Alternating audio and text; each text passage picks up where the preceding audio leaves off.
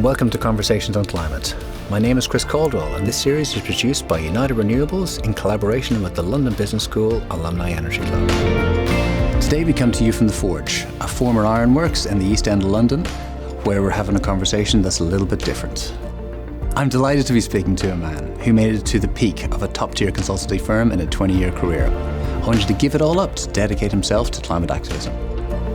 Sam Baker is a former partner at Deloitte, who holds an MBA from London Business School, and who now supports charities centred around the Walk to COP programme, a super organisation that highlights, supports and pressurises world leaders during the United Nations Climate Change Conference, known as the Conference of the Parties, or COP. Last year, Sam made the walk from London to Glasgow for COP26, and this year he's organising a sophisticated virtual walk spanning the globe to COP27 in Egypt. Sam is a unique guest, straddling two worlds. He lived the life of blue-chip consultants and holds an LBS MBA, so he speaks the language of business and strategy. Sam is also a committed and thoughtful climate activist, and a common set of skills and experiences which make Sam a fascinating guest. During this very special conversation, we covered topics such as Sam's path and decision to leave a career that many others would envy, to dedicate himself full-time to climate activism, the experience of organising and participating in the Walk to COP26, transition to COP27, both personally and how the world has changed in the past year, how someone finds their stride in climate activism, and what collaborative activism looks like. Sam has a drive and passion, which, when combined with a strategic mind and a fluency of language of business, gives a level of insight into the important world of climate activism that is extremely rare. This is a conversation that you just won't want to miss.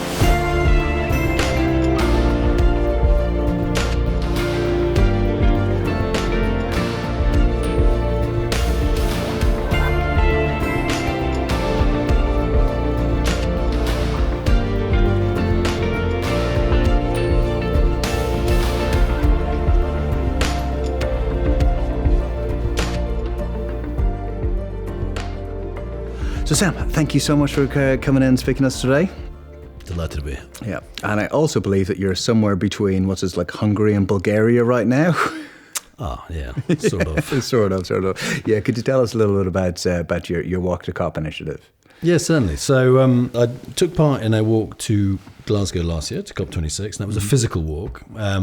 And myself and then the other people who did it very much enjoyed it, and we thought in a very small way, we added some impact, so we thought we'd replicate it in some shape or form for COP27. It's a lot further, obviously, from Glasgow to Sharm el-Sheikh than it is from London to Glasgow. So rather than make this about a small number of people physically walking, we've tried to create a sort of mass participation initiative which allows people to participate wherever they are, to walk, to feel like they're part of a sort of collective, walking from north to south to COP27, but actually they're walking wherever they are. And to keep that sense of a journey alive, we've got 12 town hall meetings. So we had the first one on the 22nd of September in Scotland, and then we've got the last one in Egypt on the 7th of November. And you're right, we had Hungary last week, and then we've got Bulgaria in 2 days' time on Thursday. And each time, the idea of those town halls, it is an exposition of local challenges, climate challenges, local responses, and it's an opportunity for us all to understand the similarities and differences, how climate impact or climate change impacts these different societies, different geographical settings, different economic strengths, and how they're responding. So they've been absolutely fascinating. They're going to be tremendous going forward as well. We've got, after Bulgaria, we've got Turkey, then we've got Lebanon, then we've got Jordan. So very much looking forward to those. And that gives us this sense of a journey from north to south, even if it's virtual. Fantastic. And this is now your full-time job? So this year, this has been my full-time job, and it is a full-time job. So 24/7 more recently, but it was a little bit softer to begin with. But yes, so the whole of this year has been planning for and now trying to execute this walk to COP27. Fantastic. That brings us to your background, where you came from. It's an absolutely remarkable story for someone who was at the peak of a career that many people would seriously envy, and you decided to walk away from 26 years in a blue chip consultancy as a partner to go and come into climate activism. Could you tell us what brought that about? Yeah, so the sort of the passage, I suppose, was before I joined, but in fact before I went to London Business School, which is of course where our connection comes from.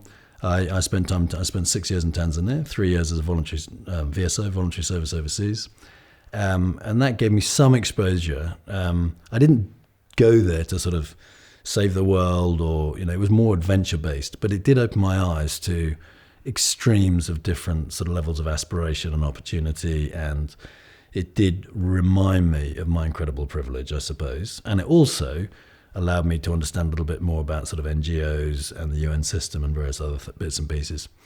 So I sort of parked that really, and went to Dar es Salaam, worked for Coopers, did London Business School, which I very much enjoyed, then entered Deloitte, and then spent 20 whatever it was X years at Deloitte. And at Deloitte, most of the work in the first, really up until 2015, was focused on profit and growth for organizations, typically large organizations. It might be a part of that organization or the entire organization. But the mantra was profitable growth, basically, in some shape or form.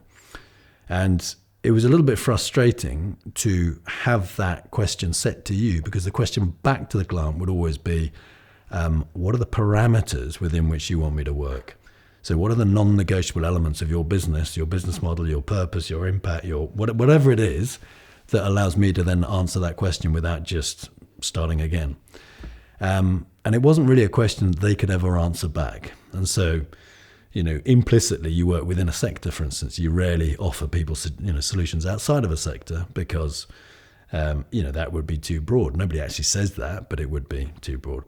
So that was always a sort of part of the questioning, I suppose, I had. Then in 2015, the SDGs were published. 2016, we had the Paris Agreement. And I had a fantastic job with the GSMA, which is the Mobile Operator Association. It's a global association, very well funded, because they have their Barcelona meeting, or they did pre-COVID, where they make large amounts of money. So it's a well-stocked association, and does a fantastic job, I think, in many for the global operator industry, particularly around, for instance, education in Africa, for instance, as an example, would be one of their focuses, or digital education.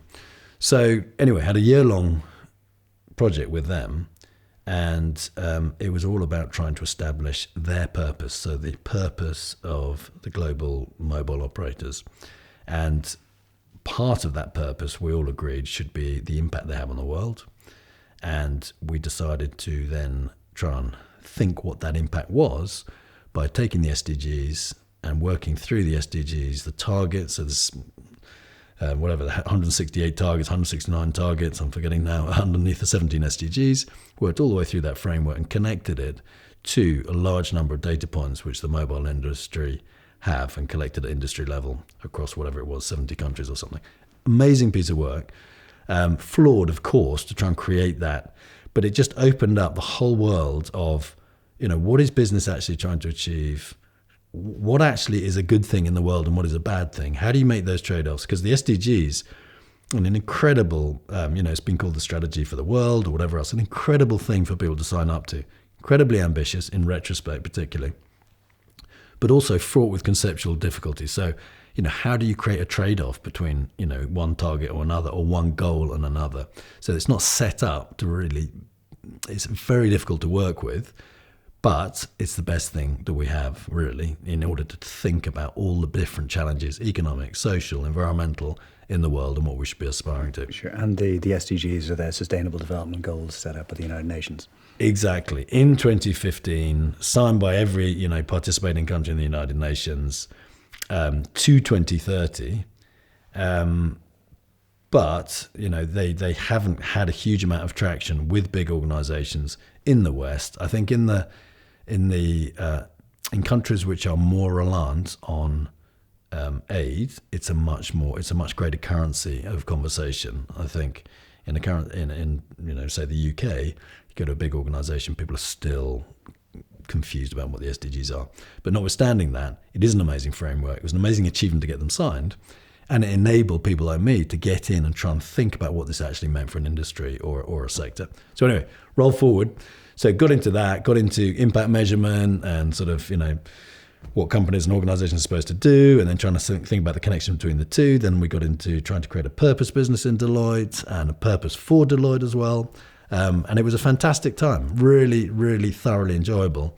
But big business, I don't think is quite ready. Well, it is not ready to transform themselves on the basis of the impact they have on the world. And we've heard huge amounts about ESG and about impact measurement and management and monitoring and evaluation and et cetera, but it is still elusive. It is still underinvested in. And I think the key thing that organizations, and I'm not just meaning in the private sector, fail to do is to own that impact and bring it into the heart of their business model and their strategy. There are some exceptions, and they're normally smaller businesses, but I think that's generally the case. So I suppose over the following 5-6 years at Deloitte, I very much enjoyed my time trying to build this portfolio, this type of business. I think at the same time, though, there was my essential job was to help organizations transform. And if they weren't prepared to transform, and I wanted to continue on that path, then there was a natural schism from being a very successful, financially, just financially remunerated and earning partner at Deloitte, and somebody who was trying to create a change in and around impact against a market which didn't really want to, accede to it. So I think inevitably, and you can see it in many other people's careers as well, you start to, if you're searching for how you're trying to have impact, you're not best placed to sit in a very large, hard-driving organization with a very traditional set of metrics which require full-time commitment and concentration. And so I think the space, the breadth, the time, the opportunity to think and experiment, it's not fair to do that in an organization where you're expected to do something else. But there was like a clear opportunity in there. You were advising people on their ESG goals, on their environmental goals, on their sustainability goals. So you had a chance to, even if you're moving one of these behemoths a couple of degrees to the left or right, you can still make a pretty material impact. What made you decide to leave like the big brand and the big possibilities of making impacts on big firms to go out and become a full-time dedicated activist? So I think, two things, demand and supply, if you like, or both sides of the coin. So I think on my side, it's too slow. So I interviewed 450 businesses in one of the last projects I did at Deloitte around their climate narrative.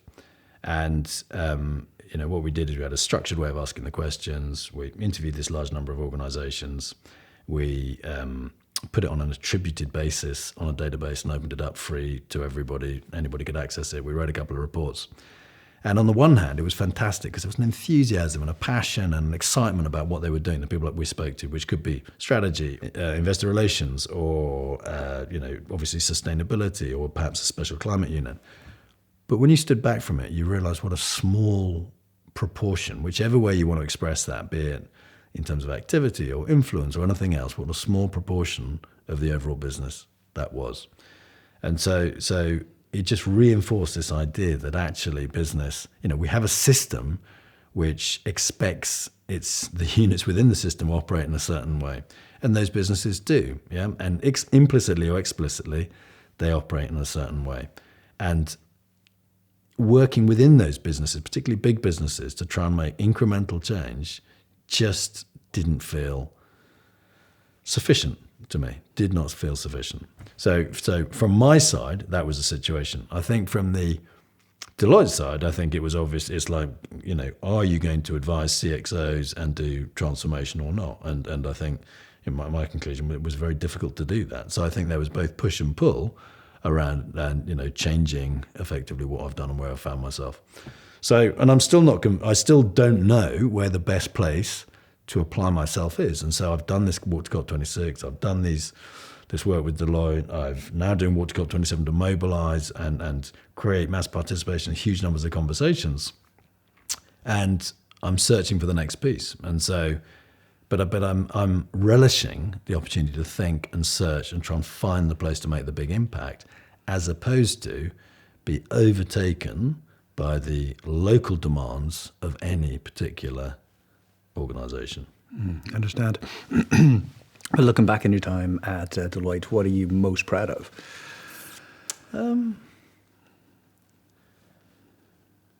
So, I mean, the various projects, I think, and certainly the work at the GSMA was most transformational for me. So whether or not I was proud of that is a different question, but, you know, the work that we did together with the team there was amazing.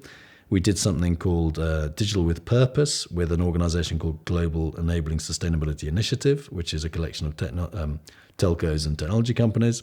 Did that in 2019. That is now been called a movement, so the Digital with Purpose movement. So proud of that. We did some very interesting internal work around purpose at Deloitte as well. So all of these things I can look back and maybe pride is the wrong word, but feel, yeah, those were good things to do. We learned a lot. We pushed ourselves. We explored. We learned. And we inspired each other. But I think the proof of the pudding there is that, you know, there are a number of people that obviously I'm still in contact with, or people sort of, you know, first, second, third, fourth outer circle from the people I talk to every day. And they know what I stand for. I know, you know, what they stand for. And I feel that relationship was forged through the work that we did together. And I think that is probably what I'm most proud of. Fantastic. Okay, and kind of moving on from impact you had at Deloitte to impact you've been having more recently. So can we talk about Walk to COP26, like what you learned, what you gathered from it? Yeah, so the Walk to COP26 was, I mean, first of all, we felt it would be a super interesting thing for us, the participants, to walk from, you know, for 26 days for 20 miles a day. We thought that'd be great. Step away from a corporate context, step away from a desk, and speak to people about climate change and listen, more importantly, actually, than speaking. So I think that was very attractive. So you've got something very local to sort of do to keep you busy, which is, you know, to put one step in front of another and feel like you're making some sort of progress in some bizarre way. But really, it's to try and enable you to step away from an institution, to recognize how institutionalized your thinking might have become, and to begin to feel and hear and understand what different types of people in different walks of life say about climate change particularly. So that was one thing. I think the second thing was, and that wasn't necessarily going to have an impact. It was more of an impact on us perhaps than anybody else.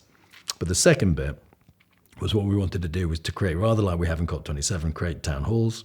So bring people together, and this was to bring together business, and not-for-profits and students from universities or schools, and local authorities.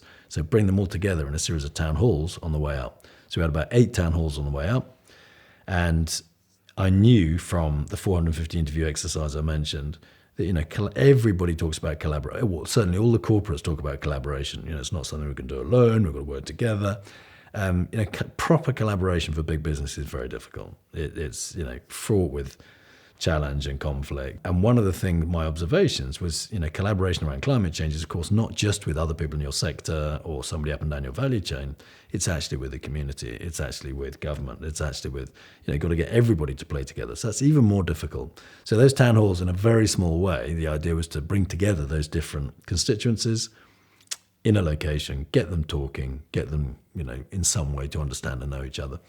So, yeah, those, I think they created impact in some way. So either because people met each other they didn't know, or I remember in Moffat in Scotland, they said that was the best, you know, discussion that the town had on the environment more broadly, and we were just, that's fantastic. I love it. It's great. Bringing people together, creating those connections, getting people to learn from each other. These were the small ways that we made impact, and that's the way that we've shaped and designed Walk to COP27. Brilliant, yeah. And it's another town hall kind of structured walk to COP, but virtually done. How did you find the bridge between kind of the physical to the technical? Like, are you a technical person? How did you manage to overcome that gap? Yeah, so I started at Accenture. I did 3 years at Accenture, Anderson Consulting as it was, and I was a COBOL programmer for a while, and I didn't know how to use a keyboard, and I'm not sure I still do. So I would not call myself a technical person. However, I do recognize the incredible benefits from the reach, the efficiency, the effectiveness of all these things that we've been gifted with. So as long as you've got your broadband, whether it's a Zoom or a Teams call or something like that, or any of the social media platforms, or getting a website up and running, or pinging out an email to 100 people. I mean, it's just incredible what you can do. So I would say I'm not really technical. I'm a user, not a real techie, but I do appreciate the incredible productivity and things that you can do using that. Sure, but one of the reasons why we always do these conversations in person is that I find there's a different energy, there's a different type of connection and conversations you can have that's really difficult to have down on a screen. Have you found the interactions within your physical town halls and the virtual town halls have been as productive? So I think that the thing I'm missing from COP26 is we had this physical, personal mission of trying to get from London to Glasgow, and that you were tired at times and you were stressed and you had to get to the next place and you got shin splints so it became so it was emotional, it was physical, it was sort of everything, right? Whereas if you are effectively orchestrating this thing from behind a computer screen, it does feel different personally. Notwithstanding that, if I can set up a working group in, say, Lebanon or Jordan and have 20 to 30 different organisers represented who I've never met before, you do establish good relationships and good links, and you do understand a little bit about the country and the personal situations that people are in. So it is a gift, but you're right, there's a physical dimension which is difficult to replicate, or you can't replicate. And you set out kind of 4 very clear objectives for your walk to COP. Would you like to talk? Like, obviously, the net zero is the one that everyone will know about. But what about the other 3? Would you care to? Yeah. So the way we talk about it is saying we are really trying to catalyse climate action, and we're catalysing climate action through 3 different ways in order, and we define climate action for 4 outcomes. So the 3 ways are to create an opportunity to learn, for the first, and that's for ourselves, for everybody else as well. The second is then to forge solidarity, so make people feel like they're in this together, so we have the courage to act, and act in awareness of everybody around us. And then the third is connections, to allow people to make connections, be they, somebody does passive house, speaking to somebody who does wood design or something in Belgium, and they happen to be in the same village. Brilliant. That's a connection made. Bang. So the third is connections. So the way we define climate action is in terms of 4 outcomes. And the first outcome, as you said, is decarbonisation, or aligning to net zero, or the race to zero, which is the climate champions version of that. And so that can be, many of us are very familiar with that. It's a reduction in man-made emissions, and huge amounts of work done about what net zero really means and what the level of emissions reduction should be, either at a national level or an organisational level, and indeed where those emissions come from, obviously. So the emissions piece is also known as sort of mitigation.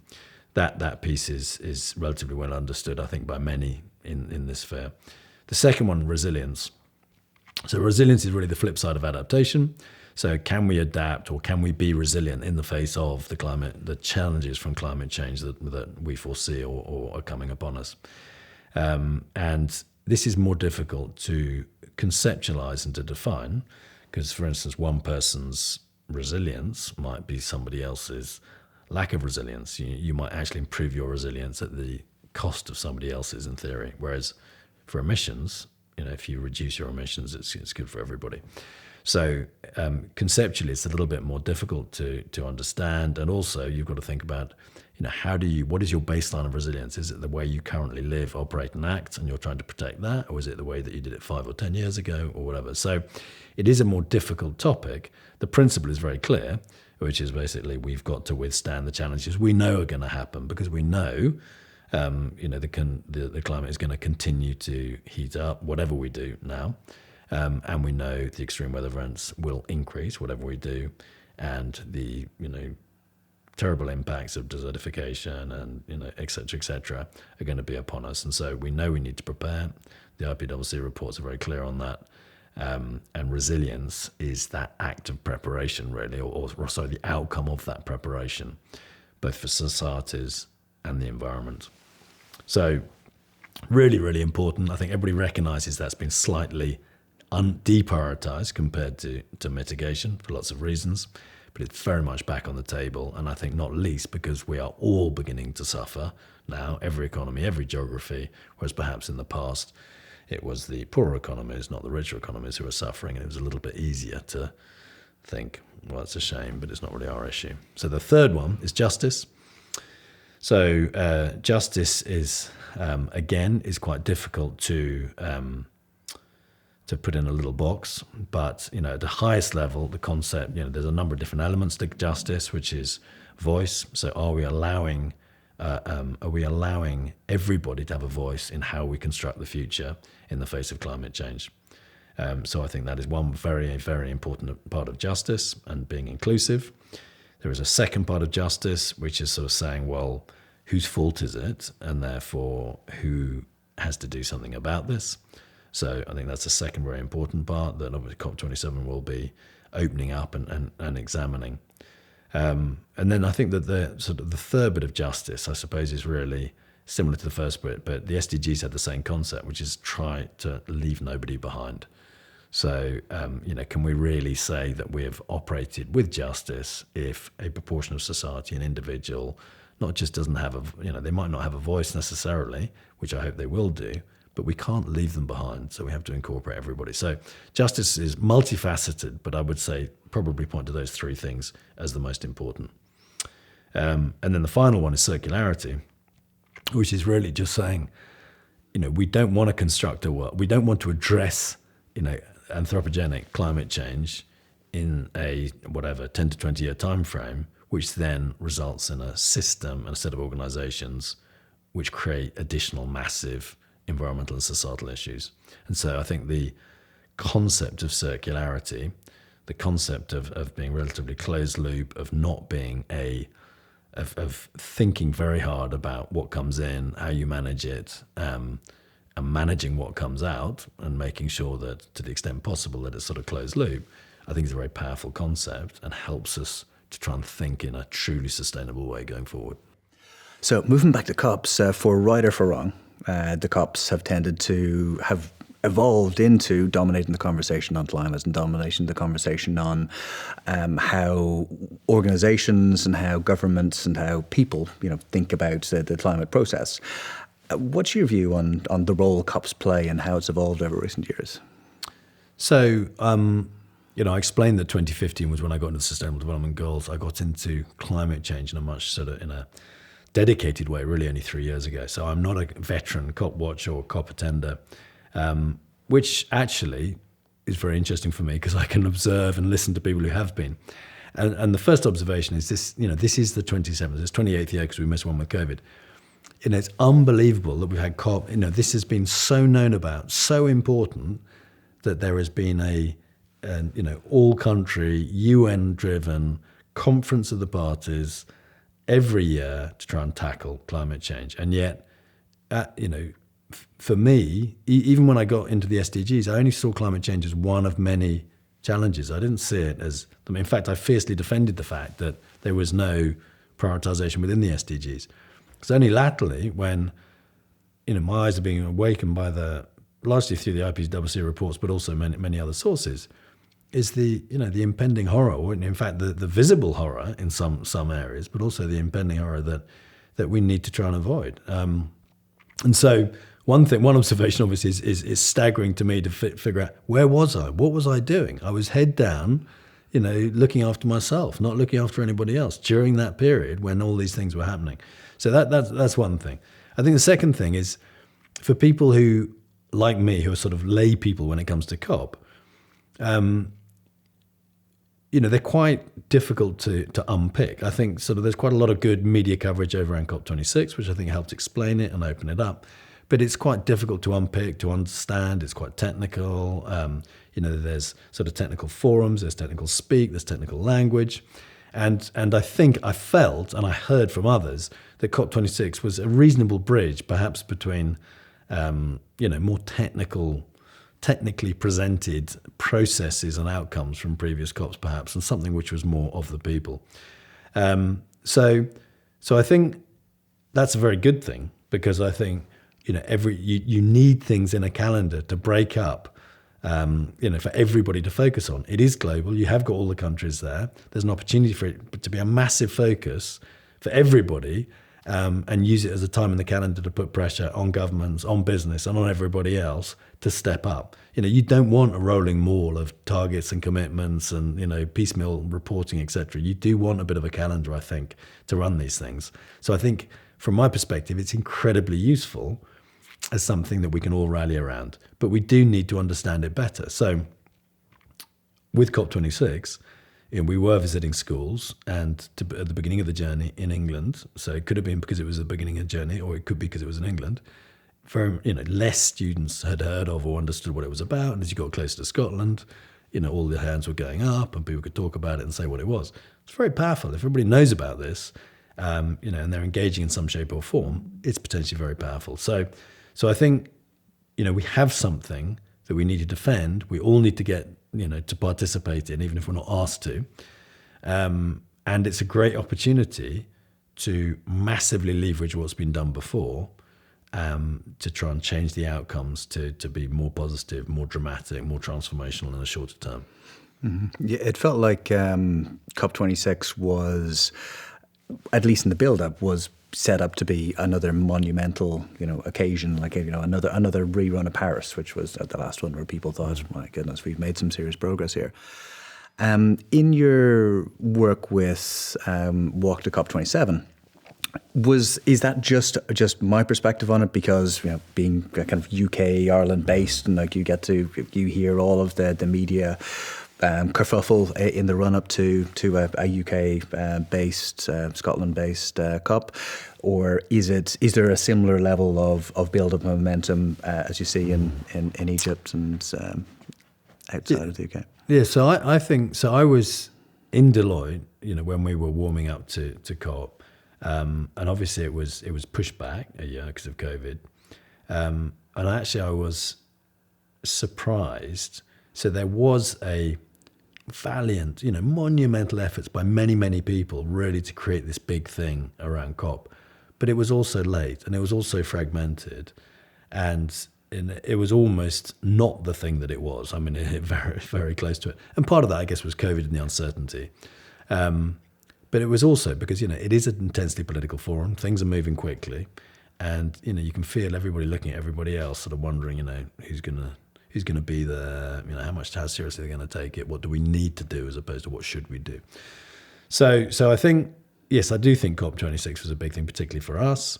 Obviously, huge numbers of people went, whether they were invited or not, which was fantastic. It was a fifth year, since Paris, even though it was a sixth year.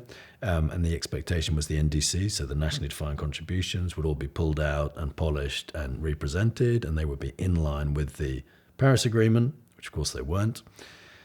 So for lots of reasons, it was always going to be sort of quite a big thing. And I suppose, the host country has resources and put some of those resources to play in, for instance, the climate champions. I think when we roll forward to this year, I must admit, a little bit disappointed from conversations certainly with big business, who are, I think, again, wondering what other people are going to do and therefore what they need to do, as opposed to what they should do and how far they step forward. And people are also talking about sort of COP28, which it'll be in the UAE, and sort of being the excitement that they're having because it's in the UAE, as opposed to perhaps this one. And so I think people have also talked about it being difficult to get to, the local constraints perhaps on the types of organisation who are probably the noisiest at COP. So, for instance, some of the NGOs, the difficult to accredit, so to get the number of people accredited. So I've heard, that they're positive things, and people really want, lots of people wanting it to be a massive success. But I've also heard a combination of sort of deprioritization and logistical challenge, and of course the BBC, have got a number of different sort of bits of the narrative, neither of which are sort of wholly uplifting and promoting this as a really important meeting. And so I have been a little bit disappointed in how it's been categorized and talked about in many quarters. But I really do wish them all the very best, and I'm sure huge amounts of effort are going in to make it as successful as it can be. Absolutely. I know it was an emotional time at COP26, and you talked about your own journey getting up there. But in the relatively short aftermath afterwards, you came out and you said some very you thought it was a disgrace and it should provoke outrage. Is that still on reflection? Do you still feel that way, or lost opportunity? I think again I go back to being a layperson. It is you're comparing the challenge and the challenge which is running away with us to what's coming out of the meeting. And I think, people who follow COP and the people who are sort of deeply into the politics of it all, they feel sort of, but they're over here feeling like an incremental step or whatever is a good thing, where the rest of us are looking at the issue and the challenge here and sort of saying, well, it doesn't really matter what's gone before. It's not fit for purpose. And I think that's where the frustration came from. So as an example, the emotion and the sense of success and unanimity and consensus that came out of the Paris Agreement. Not that I was really in any way part of that at the time, but I am I'm a fanboy of Christiana Figueres for one, and so listen to a lot of her podcasts. But that sense of achievement, and yet here we are 6 years later, and we've come out with a set of national plans which keep us to 2.4 degrees.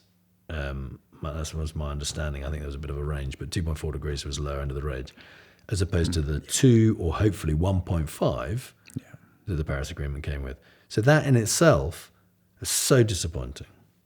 And then when the news is, in large part around the use of language and whether, so the success of having coal actually cited in the final document, for people who haven't been part of those 26 sessions, there's such a gap between that and the reality of what's happening and what needs to be done. That's where that frustration and disappointment and anger came from. And, and it's still there, but I feel, I don't know, I feel more part of it now, as in more responsible, and I don't feel I can throw stones from outside. I feel I'm part of the issue, not almost part of the solution. I desperately want to be part of the solution, so I feel compromised in how I think about it, because I recognise I'm part of or have been part of the challenge. Mm-hmm, mm-hmm. So, on one part, you seem to think that the COPs play an important role in keeping everybody focused, but on the other hand, you said that you don't think that they're really fit for purpose and moving at the pace we need to. What changes would you make? If you had a magic wand, how would you make the process better? So I'm not well suited to sort of comment on how they're organised exactly in the sort of the process of reaching agreements or otherwise. But I guess one thing I'd ask for the magic wand would be to have heads of state at those meetings. And, sometimes, I think my understanding, sometimes some of them have been there. Obviously, Boris Johnson at the time was in Glasgow. I think he was Prime Minister then, but anyway.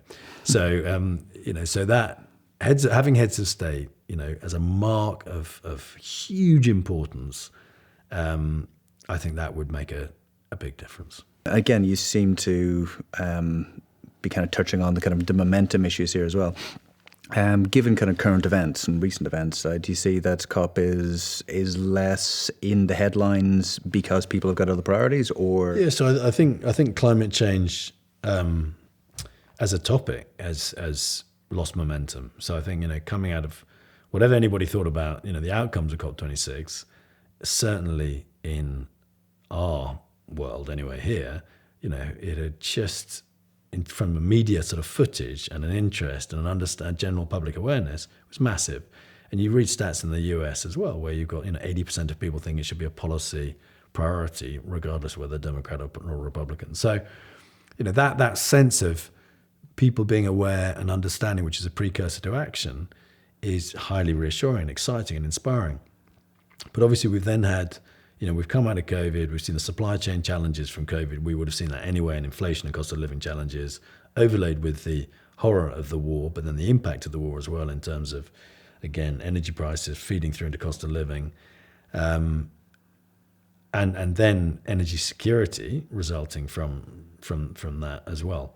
And I think those things have sort of, definitely, without a doubt, conspired to change geopolitics and nationally, and national priorities, and not just in the UK, but in the UK we can see it. We can see energy security has resulted in talk about lots of oil and gas licenses and fracking. We've had people in government talking about the fact they can't afford to address some of our net zero commitments this year or next year. I mean, the language is extraordinary. You can't afford to do something which is going to trash the next generation and the environment and society as we know it. I mean, it's extraordinary kind of talk. It's absolutely extraordinary. And so I think that, and lots of the countries, particularly through these town halls that we've been doing, you can hear and see similar levels of concern reflected. I mean, some countries are getting, I think we've got something like 7% of our natural gas comes from Russia, something like that, I think. And some of the countries in the town halls are having 10 times that. So big challenges and local priorities. And then the geopolitical point is, one of the unexpected and exciting things that happened at COP26 was this sort of China-US, bilateral agreement. And that, disappeared in a puff of smoke because of the geopolitical challenges created through the war in Ukraine. So I think lots of things obviously have been going on, all of them taking or sucking away energy, some of them creating direct counter, activity, momentum, and narrative against climate change. There has been a little bit which has helped, and obviously energy security, in part, in theory, if you do have a strong renewables, investment in renewables in your country, then that is a way to get, energy security. So I think in some quarters, certainly, that investment in renewables is happening. It's just very likely to be happening at the same time as prolonging coal, prolonging nuclear, and then also, obviously, prolonging oil and gas of some shape or form. And just before I ask the next question, would you consider yourself an activist? So I've got huge respect for what I would deem almost sort of proper activists. And I think a proper activist, in my mind still, again, I'm very young, naive and new to this whole area. But I consider the proper activist is almost somebody who is fierce and courageous in the face of disapproval from the norm, almost by definition. So they are going out on a limb, they're isolating themselves, they are absolutely sure of their convictions, and they're helping move the center by extreme action, right? I'm not that person. So my activism is, I would like to call myself a climate activist, but there's a couple of things that's holding me back. Well, one is I don't want to take away from the people I would consider truly courageous in this space, and I would include people like Christiana Figueres as well in that, by the way. So one is I don't want to take away from the people like that. I am still exploring how to make the best impact, and I think when I do, and when I lock into that, I'll be able to call myself an activist with more confidence. Because I think you need, mega conviction, not just about the issue you're addressing, but how you're addressing it as well. And I've been a strategy consultant for 30 years. I'm thinking about all the options, maybe too much. And so I need to lock into how I actually deliver the impact as opposed to, spreading myself a bit thin. So that's one thing. And the second thing, you have to make some difficult choices if you're going to be an activist. So you are going against the grain. You're going against that big middle ground of people who have an accepted way of thinking about things and doing things. And that will make you unpopular. That requires courage. And once again, I think I've sort of managed the conversation rather than necessarily found my niche or found my place where I can express what I really believe and think needs to happen, recognizing, though, that this will mean a very significant impact on the status quo and the incumbents, which in itself will then become very unpopular. Yeah, well, if it's popular, there's no need for activists, is there? What is the role of the activist right now in this world in keeping climate on the agenda and keeping us to hopefully somewhere beneath 2 degrees? Assuming that most of us are aware in some shape or form in the UK, and particularly after COP26, we might consider ourselves reasonably opinionated about what's happening and climate change and the desire to change. The issue we've all got is the dissonance between that and today and tomorrow.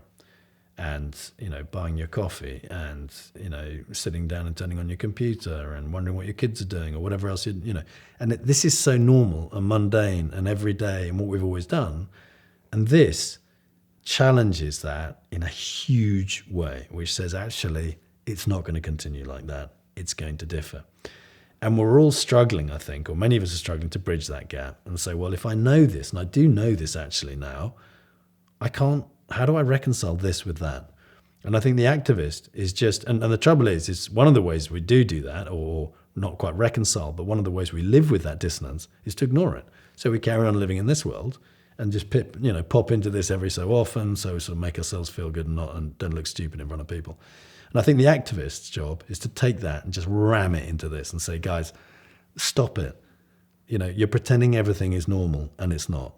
You're ignorant, you're not opening your eyes, you're being naive, and we're going to take this and we're going to ram that into your world here, and we're going to disrupt, and we're going to try and make everybody wake up, understand we've got this huge challenge, and move together to change things for the better. I think that's the role of the activist. All right. So one of the major themes in COP coming up in Egypt is reparations. And it's that is a concept that people may know in different concepts, but in the climate world, it may not be familiar to people. So could you describe what reparations means to a delegate at COP? Yeah. So I think that the sort of the framing of it, I think, is typically loss and damage, and as far as I understand in the COP world. But the concept is broadly the same, and it goes back to what we were saying about justice, which is, it's been well understood for a long time that the people creating climate change, or the societies creating climate change, who have seen many benefits from the way that they've done that in terms of standards of living, etc., are not the ones who have then suffered the greatest impact of floods, rising seawater, desertification, etc., etc. And so loss and damage / reparations is really about trying to think of a framework which allows some form of payment or help or assistance from the people who created the challenge and issue to the people who are then suffering from it. So in Pakistan, the recent floods in Pakistan, I saw a number, I think it was issued by Pakistan, who said that we will need I think it was 30 to 40 billion to get back to where they were before the floods, presuming, of course, that the water subside and everything else. That would be a third of the amount of money that was agreed from sort of, if you like, the richer countries to the poorer countries as part of the COP payment of the 100 billion. So clearly that 100 billion is completely inadequate. If one country with one weather event can be taking a third of it, and by the way, it's not fully paid anyway, the 100 billion. But so it is very clear that somehow countries need to come together, not just to, because you could think of it and say, this isn't about whose fault it is and who should get the money. We could just start off and say, well, actually, obviously, we need some form of insurance. We don't know where the biggest challenges are going to hit. So wouldn't it be sensible to pool, to create a massive, great insurance fund, pool all your money, and then pay it out when it's required and when it's needed? So at one level, you could think of it like that. But the second level then is, if there is asymmetry between who has the money and where the challenges hit, there obviously has to be a set of rules around this to make sure that, not least because the people who have the money are typically the people who created the emissions in the past and created this historic challenge, set of rules which makes sure that these underlying principles of justice, fairness, equity are put in place. Mm-hmm. Yeah, and you will have people coming out and saying, well, we can't afford this now. Look how difficult our own lives are. Our energy prices have gone up. We should be looking after our own populations first. How would you respond? So I think there's a number of ways to respond, and we've had some really interesting people sort of responding to that in the different town halls. So, we didn't do this in COP26, but the faith groups we thought were pretty well organised at COP26, and so we've sought them out for COP27 for this initiative. So we had somebody come from Green Faith talking at one of the town halls, And she was very clear, as you would expect her to be, on the moral principles that should underpin this. So for her, this is a moral priority that's wholly in line with, the major religions and how they think about, caring for each other in society. And therefore, it's a prerequisite to living the life you want to lead as a, Christian or a Muslim or whatever else, right? So that was one view. Now, that doesn't really go down in politics in the UK, that's for sure, for another reason. But of course, there's lots of self-interest here as well. And perhaps one of the more obvious ways of thinking about self-interest is through immigration. So the UK seemed to be obsessed with immigration. Arguably, that's exactly why Brexit happened. I think there's an ongoing, debate by the people in the know about whether or not Syria was really tipped over the edge by climate change. But obviously that created a massive exodus and a huge number of immigrants into Europe. And I think everybody recognizes that if climate change continues relatively unchecked, as it is at the moment, that will be nothing compared to the mass migration that we'll face and have to manage. So you can look at it in a number of different ways, but it is not an issue that you can isolate to a country, to a particular landmass, to a location. We've spent however many decades it is driving globalization, particularly in the private sector. What do we think is going to happen to our global supply chains? Or what can we see happening to our global supply chains, our networks, our security? I mean, it's a bit clouded at the moment because of COVID and clouded because of the war in Ukraine. But even without that, climate change is, things like, the Rhine in Germany, where, there are months in the year where you can't sort of deliver or collect things, up or downstream. So, that supply chain is going to impact all of us. So the way of life that we have established outside of our national is dependent on what's happening outside our national boundaries increasingly. So, of course, the more that people suffer and, floods or Hurricane Ian or whatever else it is within your national boundaries, that is going to create focus, narrative, dialogue, argumentation around putting money to play there. But it cannot be at the expense of a more cohesive and a more communal response to challenges elsewhere, which ultimately we're all dependent on. So it's clear you're a firm believer in direct action, be it from an individual or from a kind of a corporate basis. You also believe that we're running out of time, and things are, things are going not going quickly enough. Why did you choose walking particularly? Was there something kind of philosophical about it, or like is walking just always it's always been an important part of your life? So I think that challenges and, if you like, mini adventures have been a part of my life, right? So and I think the idea of a long walk, I've never really done. I mean, I've walked up mountains and things, but I never really walked a long walk before. So that in itself was appealing. But I think that the hope was it would give us an opportunity to engage with people in a different way, at a slower pace than, sitting behind a screen, bashing away and doing your job. That was the real hope. That's really why we did it. So we've all got choices about, once we want to engage in an issue, and particularly this issue, we've got many choices on how we do that. And it requires a bit of thinking to work through what you want to do, what you're good at, what you've got, opportunity to do.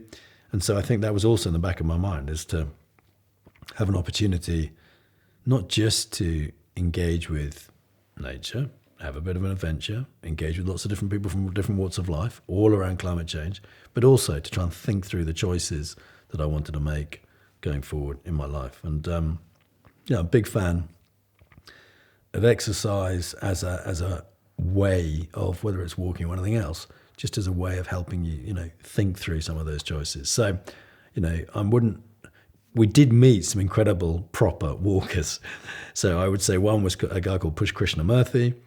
So he is English, long-term Oxford worker, originally Indian, and is now phenomenal. I don't know, 71 I think he is, and he's done a lot of sort of Gandhi-style walks in India with free trade sort of people, and also with Oxfam and others in the UK. So we met people like that who were like, hats off, you're a proper walker. We are tourists. But there's something very compelling about it. Something very compelling.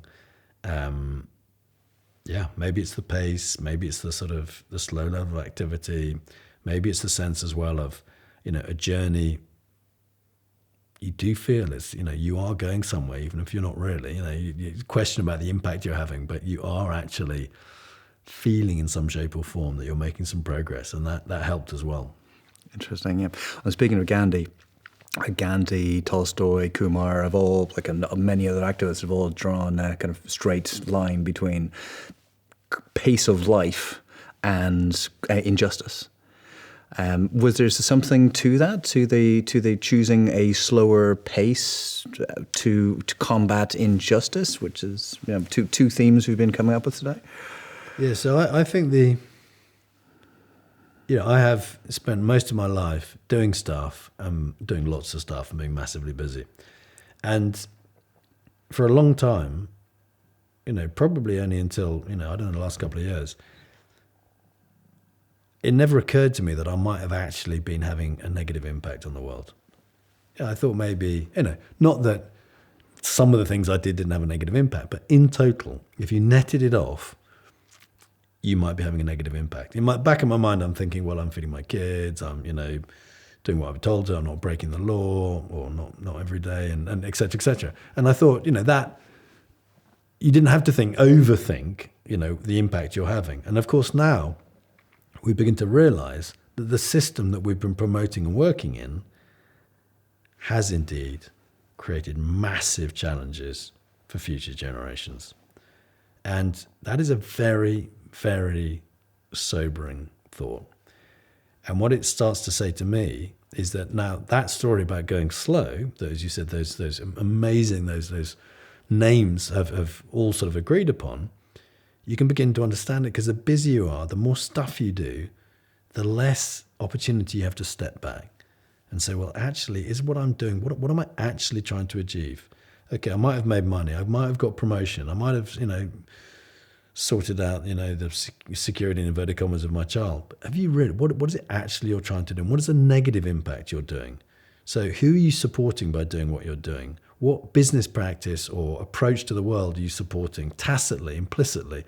And so all of those things now speak very significantly to me. And it's quite challenging, because you think, my God, maybe the last 30 years I did actually do lots and lots. In fact, in totality, maybe it was an incredibly negative impact I had on the world.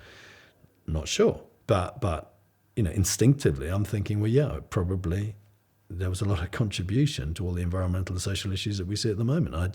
Not just by being blind, but by actively supporting, the system and the organizations and everything else which has brought us to where we are. So I think by slowing down, you're going to be more thoughtful. By slowing down, I think there's less chance of losing yourself in a sort of small, maybe that's the same as being more thoughtful, but losing yourself without context in a small part of a company, organization, set of rules that somebody else has. Yeah, there's clearly a conflict between that, though, between the urgent need for action and the need to not be busy fool, like to need to be sitting back, taking the time that's required to be strategic, to think about how you're best using your time, and then moving forward. That seems to be the point that you're at now. Is that correct? Yeah, and that is difficult, because I think on the one hand, if we all slowed down and we all questioned the choices and why we were trying to, put more money in our pocket or whatever else we're trying to do, then I think there's an opportunity for that slowing down in itself to have a very powerful impact on what we're trying to achieve. That's one thing. But clearly we're not in that position at the moment. And people are holding on to this because it's what they know. And, there's a terror in giving up something without knowing what you're going to get in return or what's going to happen. And so there is a requirement for people to be dedicated and committed and work hard or whatever in order to try and address the challenges that we face. So I agree. It's difficult, because you almost know, perhaps some elements of how you should live if you want to live in harmony with the world, etc. But at the same time, you want everybody to do that, not just you. And so do you then try and emulate that as the best way of getting other people to follow you? Or do you have to emulate them in their intensity and their commitment and everything else to try and change their minds to get us all living in the right way as we go forward? Don't know. Don't know. No, extremely difficult, right? And it appears to me, absolutely resonates with me, that the closer you are to these issues, the more emotionally attached you are to them, and the more difficult it becomes. Like if you're just living in your bubble and just earning and getting promotions or whatever else, and these issues aren't part of it, you're less likely to feel the pressure of the impending crisis. But the further along that trajectory you are from being in your bubble to being an entire activist, the more likely you are to feel kind of burnt out and crushed and with all the weight of the world on your shoulders on it. What advice would you give to people who are moving up the spectrum as to how to best deal with the increasing level of pressures you're going to be putting on your shoulders? So I think a couple of things. I think one is, this challenge is on us and it's not going to go away. And so I think, to embrace it, maybe not wholly, but to embrace it and to feel you're at least thinking or trying to address it in some shape or form, I think can go some way to assuaging, the concerns and the issues and the angst that you might have as you understand, learn more and read more. That's one thing. I think the second thing is that you can't keep a lid on it. So you might be able to for a period of time. I mean, lots of people are, and pretending it's not going to happen, or pretending, it's not their job or whatever else. But, would you rather know that now and begin to think about what you want to do about it? Or would you rather put it off and then open that box or have that box, open for you in 10, 20 years' time? Rather like I have actually in the last few years, and think, how was I so blind? How was I so blind? And you can't rule that. You don't have that time back again. For sure, yeah. It's but I heard an expression quite recently, which I hadn't heard before. I'm surprised. It's either make time to look after yourself and be healthy now, or make time to be sick in the future. Yes. Yeah, and it's exactly that same type of philosophy where you need to be looking after the world now, or we'll be dealing with some major issues in the future. Moving on, actually moving back slightly, collaboration has been a major theme of our conversation so far, and how you've been kind of trying to create these little pockets and little effects of people talking and fusing off against each other. And you mentioned in an article you wrote about the butterfly effects that you were seeing from the conversation they were having around your walk to 26. Do you have any kind of little anecdotes and things that that effects you might have seen kind of trickle down over the last year from those type of chance encounters? Well, first of all, I think the butterfly effect is just the most lovely metaphor. I just think it's, and if you're an optimist, you reach for that and you put a lot of faith in it. That's one thing. By definition, it's quite difficult to understand what happens, after the ripple and the, or whatever else it is, that the other side of the world, what happens. But there's certainly some little bits and pieces, and I suppose one would be, so somebody was put in touch with me because they were looking for a job in the UK in and around sustainability and climate change. So we engaged. She ended up walking with us on COP26. She happens to come from Lebanon. So then she helped me then develop the working group in Lebanon for Walk to COP27. Separately, somebody I met in Turkey as part of Walk to COP27 introduced me to something called Women in Renewable Energy, which is a Canadian-based organisation going worldwide, all around, obviously, women in renewable energy and skills and related skills. And then through this lady, this Lebanese person's involvement in Walk to COP27, she got to know them, and now she's starting a UK chapter for women in renewable energy. And I just sort of thought, yeah, in a very small way, if what we'd done is sort of managed to create a few of those connections and, just leave it to people to sort of, for things to happen, that's exactly what we're hoping is going to happen. And that's a small example, but there are other bits and pieces. So I think it was yesterday that we had a clubhouse session as part of Walk to COP27. So basically, Turkey were talking about something, somebody in another country heard them talking about it and have asked them for professional training. And it was just sort of, it was a combination of serendipity, or it's just trying to create the platform to allow those things to foster.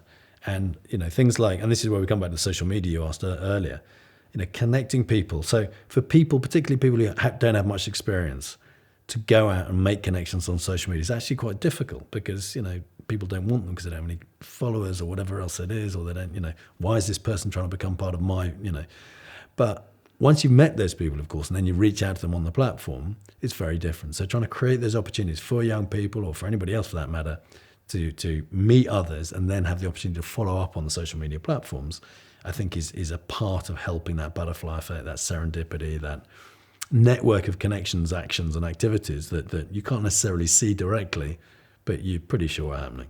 Brilliant. And there have been some great conversations going on within the clubhouse. What have you particularly learned from them? Anything that's surprised you? Anything I didn't know that came up from these conversations? So I think, it's difficult not to be, humble is sort of, it's a strange thing because almost by saying humble, you're not being humble. It's a sort of weird word, but I'm humbled, as you see on the social media. But it is difficult not to feel humbled when, for instance, we had a 16-year-old Pakistani girl talking about the issues in Pakistan and talking about the voice of women and girls and the impact on women and girls and the voice of women and girls in climate discussions. And to listen to it, it was such a privilege to hear her with her passion and her hurt and her, it was so inspiring and it was so moving. It was fantastic. And I wish, that's all on replay so people can listen to it. But it was intensely moving. So was that sort of learning something per se? I don't know, but it was moving. It was phenomenal. There's some technical things I've learned. I didn't really know anything about Passive House. I know quite a lot about Passive House as a layperson. So there's sort of technical stuff. I think if you put the town halls and the clubhouse together, though, and these interactions with lots of people, I think there are three things which have come out, which again are areas I didn't necessarily fully appreciate or understand. And one is the desire for people to vocalize the need to change the system. And it might start with a activist who we've invited, or particularly a youth activist, but then people agree, and people in business agree, or people in business associations agree, or somebody in the local government agrees. And it's vocalized in many different ways, but in general, it's that concept of, you can't have infinite growth on a finite planet, or, you can't pursue growth at the cost of all else, whatever variation on a theme. But the bottom line is that the obsession with growth, and particularly when the growth is measured through consumption or a proxy for consumption, is not commensurate with a sustainable future. So that has surprised me that that's come through so frequently and so often. Well, tell us a little bit more about your feelings on this and kind of on the role of business activism and the whole degrowth, the idea of degrowth, and the constraints we have in a finite planet we live on. Yeah, so I think it's easier to point at what's wrong than how to construct the future. And I think it is evident that, exactly as I just said, really, that having one of the most important goals expressed as an output number, which is, as I said, a proxy for consumption, which is doesn't talk about distribution. It can't be right. And when then the system is, not only is that at a governmental level, it's seen as important, but when that then gets translated into a system which large and powerful organizations are then trying to drive increased consumption without any even understanding, let alone concern, about the broader impacts on society and the economy that they might be having, it becomes very dangerous to us all in the medium longer term. And I think, so those things are easy to point at what shouldn't really happen. I think there's another very interesting debate, which is sometimes used to counter the ESG and sort of, responsible business discussion, which is saying, do you want unelected bodies to be pushing a social and environmental agenda because they haven't been elected. So what's their role? And so too often that's used actually as a counter to, business feeling responsible. It shouldn't be. Of course, they should be thinking about social environmental challenges and issues, but they should be doing it within a policy framework which is, well understood and robust. So my view is that, we have found ourselves in a place that we don't really want to be. And you can look at that either in terms of, all the climate change stuff that we've just been talking about, or you can look at it, the mental health of our children that we keep getting told about, or we can, look at what we've got in our homes. And, why have we got that stuff in our homes? Which of those, gave us lasting happiness or fulfillment? So I think we sort of know somehow what might have been a tremendous mission initially has lost its direction and resulted in unintended and negative consequences. I think if there were, at a time of poverty when, there is base need and you need, economic opportunity to address some of that need, it's a much more clear-cut, discussion and argument for a more naked form of capitalism. And we can certainly point to, to much progress in many countries on that basis. But I think once you get, it keeps getting talked about. Sort of once you get to a certain level of income, you don't see the gains in happiness and fulfillment thereafter. It's up to a certain level, and that level is incredibly low when you compare it to the incomes in the US and the UK and developed and inverted commas nations.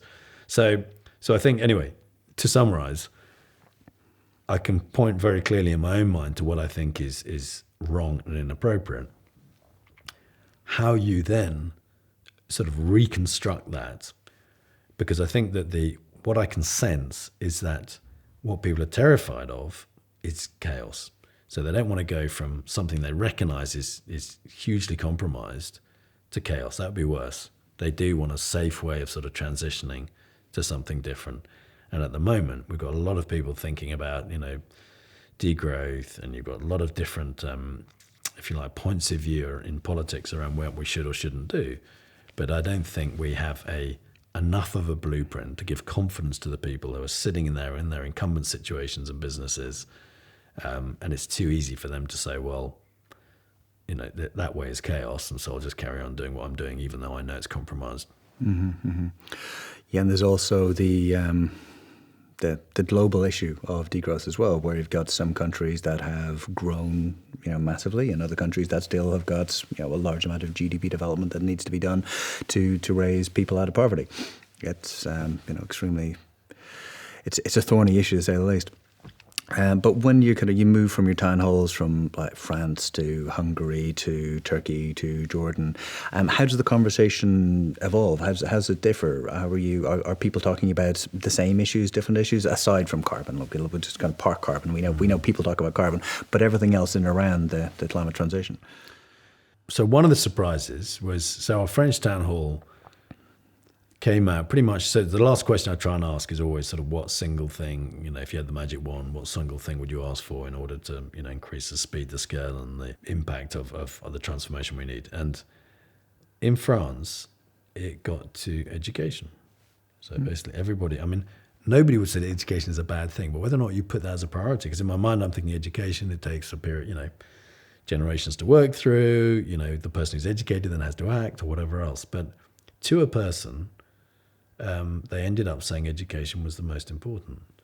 And not necessarily education of kids, because the sort of corollary point was made, is actually education of, adults and, and older and sort of working people and older than working and retired people, to change their minds and their activities, their behaviours and the way they vote. So that was a huge difference, because I think in the UK, whether that was Scotland or England, there was a combination of sort of policy and organizational action and reasonably technical approaches to we're doing this, we're doing that, we've got a sort of solution for this, we need to scale it, we need policy, all that sort of talk. Whereas in France, step back, education, which I thought was absolutely fascinating.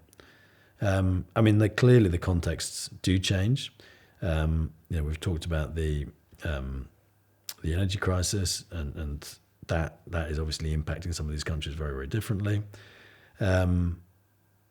I think also the strength of the grassroots or the NGO sector differs, and sometimes that's seen as, very powerful and a really exciting voice, and sometimes it's seen as less mature and more evolving.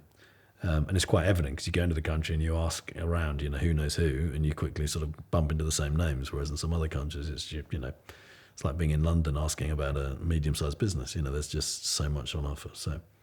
So yeah, it changed. It's sort of changed and moved around and subtly, and perhaps also my selection of speakers obviously influences that. But people are facing very different issues, and so I'm looking forward to the ones that we've got coming up in the Middle East, because in Turkey we're going to be talking about agriculture. So in the east of Turkey, there's been apparently a lot of challenge around desertification, agriculture, and changes in how agriculture needs to be done in order to keep yield up.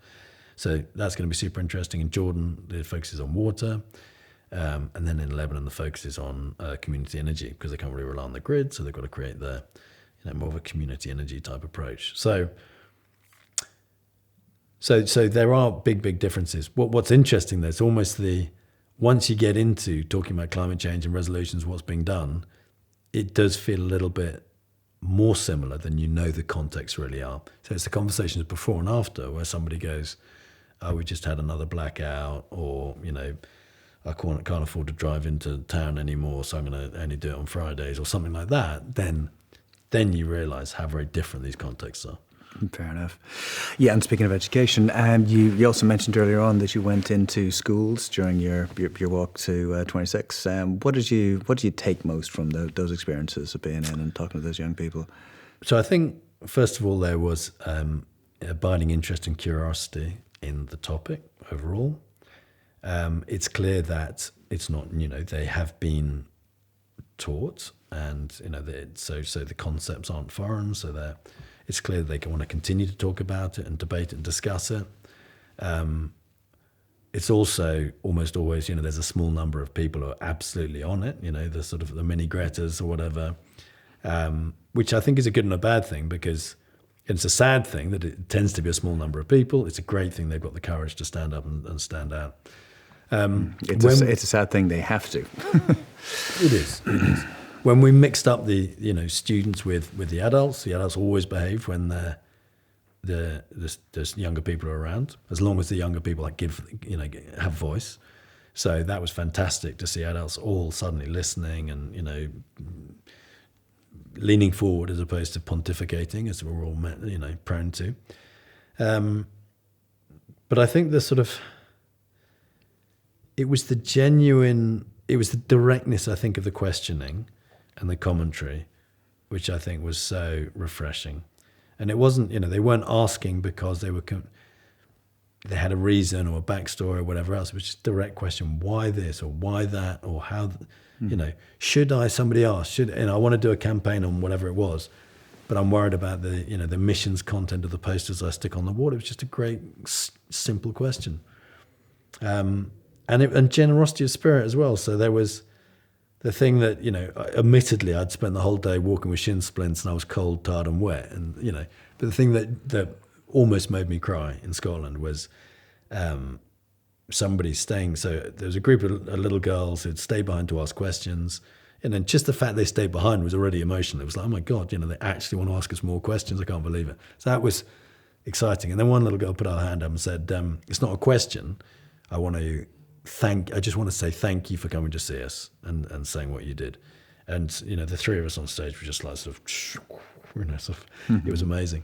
So anyway, it was so rich, the interaction. We didn't do enough interacting with schools. It's as anybody who does that, there's it's not quite as easy as say interacting with a corporate or with universities, but so rewarding. So rewarding. Fantastic. I think that may partially answer the next question, but your LinkedIn profile, you're wearing a T-shirt which says optimistic, stubborn climate activist. How do you stay optimistic and stubborn?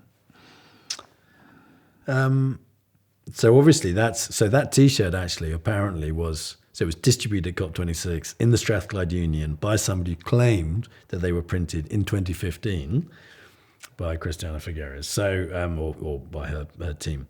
So I don't know if it's true or not, but anyway, I grabbed one. So it doesn't quite fit me. But anyway, fantastic T-shirt. It's my favorite. So I think it's tricky because, and it comes back to this sort of two bits of, you don't want to immerse yourself in the minutiae of your life and forget everything else, because that can make you feel okay in the face of it, and you don't want to spend, at the same time, you don't want to immerse yourself in, the big challenges and staring at the emissions, rising in emissions, etc. over here as well, and read the IPC reports every morning. So part of it, I think, is trying to create a blend of the two to allow you to live your life and allow you to do normal stuff, and yet to do that within the context of this challenge. I think that's part of it. But the second thing is, this thing over here is so big, it's so fundamental that, you do have to feel you're doing something which in some way contributes, or at least doesn't have a negative consequence. And so that's what I'm casting around trying to do. And then meeting all these other people who are also trying to do that, who are also, dedicated and committed to what they're doing, that gives me optimism. And that gives me, strength of purpose and inspires me. Fantastic. Will there be a Walk to COP28? So with this COP27, we started organising pretty much immediately after COP26. I think that if I go back to France saying education is required, I think there is a huge amount of education required in this country and in every country we've touched on. And it's not necessarily, the facts, the figures, the fact that, climate change exists or whatever else, but it's enough understanding of the implications and the segues into other particular, challenges, all the things that we've talked about, things like, degrowth and, consumerism, etc., that, I certainly haven't managed to sort of box or put all together in a very sort of cohesive narrative. And I'm quite sure that many, many others haven't either. And so if I put together the facts that I've been studying and spending a lot of time doing my reading and trying to understand everything over the last few years, and I'm still not quite there. I'm still not, so I shouldn't say quite there, I'm still not there. Together with the fact that I'm being told by all sorts of different people that education is still crucially important, and I can see it, I'm thinking probably the next step for me is actually to get involved in some of these really interesting, I don't know what you call them, sort of organizations or collectives which are driving different types of climate education. So there's a climate reality project that Al Gore set up. So there's a network of people with a specific sort of narrative, which is huge. And I bumped into that in Turkey. So that's something I'm going to pursue. There's something called Climate Fresk, which was started in France, which is a sort of climate game, which you can take to companies or organizations or even schools, and there's sort of different levels of it, which again is a sort of 3-hour setting where you try and get people to challenge and question whatever. So I think my next step is probably to explore that in my quest to try and find the way to best contribute. And it won't be only that, and I will keep the possibility of Walk to COP28 alive. Is it too late to get involved in Walk to COP27? So it obviously depends when people listen to this, but not at all. So Walk to COP27 runs officially until the 7th of November.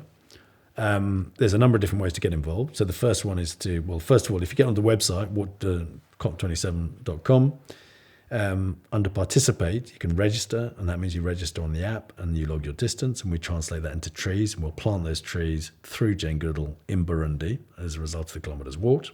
So that's one thing. Join as an individual, join as part of a team. The second thing is to attend the town halls. So come, listen, engage, ask questions and challenge as we hear these fascinating town halls yet to come. The third is a Clubhouse you mentioned. So there's still, 10 to 15 sessions on Clubhouse to listen to. So that's another way of engaging. And then the fourth is really just on social media, get engaged in the conversation and look out for us on #WalkToCOP27.